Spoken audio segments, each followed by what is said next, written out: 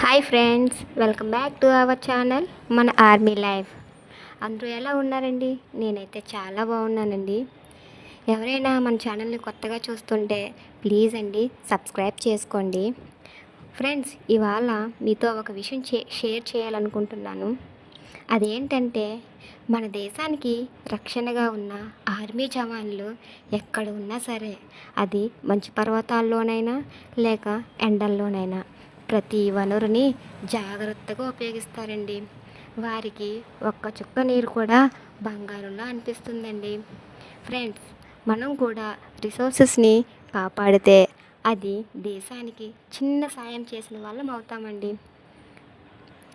Friends, ఇవాళ మన recipe వచ్చేసి బీరకాయ తొక్కతో పచ్చడి చేసుకుంటున్నామండి. ఫ్రెండ్స్, మీకు తెలుసా బీరకాయ తొక్కలో ఎన్ని హెల్త్ బెనిఫిట్స్ ఉన్నాయో?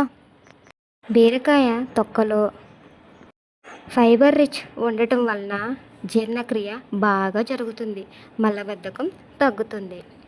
ఇందులో యాంటీ ఆక్సిడెంట్స్ ఉండటం వలన శరీరంలో ఇమ్యూనిటీని పెంచుతుంది.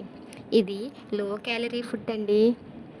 ఇది వెయిట్ లాస్ అవ్వాలనుకునే వారికి చాలా బాగా సహాయపడుతుంది. ఇందులో విటమిన్ ఏ, సి ఉండటం వలన చర్మం, కళ్ళు ఆరోగ్యంగా ఉండడానికి చాలా బాగా సహాయపడుతుందండి. బ్లడ్ షుగర్ లెవెల్స్ని బ్యాలెన్స్ చేయడంలో చాలా బాగా సహాయపడుతుందండి. మరి ఇన్ని ప్రయోజనాలు ఉన్న ఈ బీరకాయ తొక్కని వేస్ట్ అని అనుకొని పడేయకుండా ఇలా బీరకాయతో పచ్చడైతే చేసేయండి. ఆరోగ్యానికి ఆరోగ్యం, రుచికి రుచి. మరి ఇంకెందుకు ఆలస్యం, ఎలా చేయాలో చూసేద్దాం పదండి. ముందుగా బీరకాయ తొక్క తీసి శుభ్రంగా కడిగి చిన్న చిన్న ముక్కలుగా కట్ చేసుకోవాలి.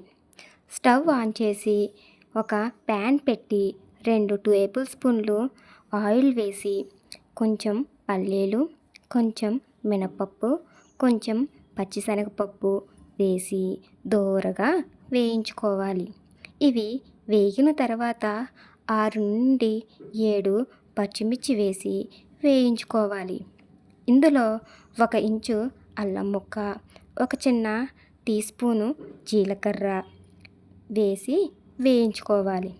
ఇవి వేగిన తర్వాత చిన్న ముక్కలుగా కట్ చేసిన బీరకాయ తొక్కని కూడా వేసి వేయించుకోవాలి.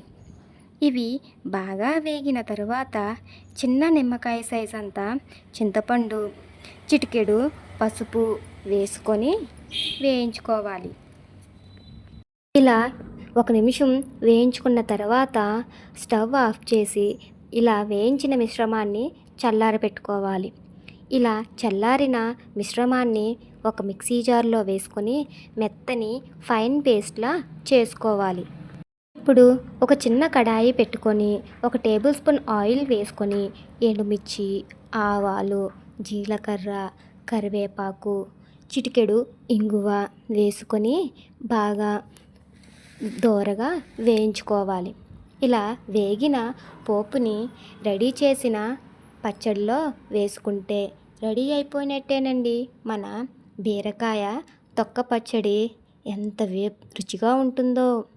ఇది వేడివేడి అన్నంలో వేసుకొని తింటే చాలా బాగుంటుందండి. Thank you for watching.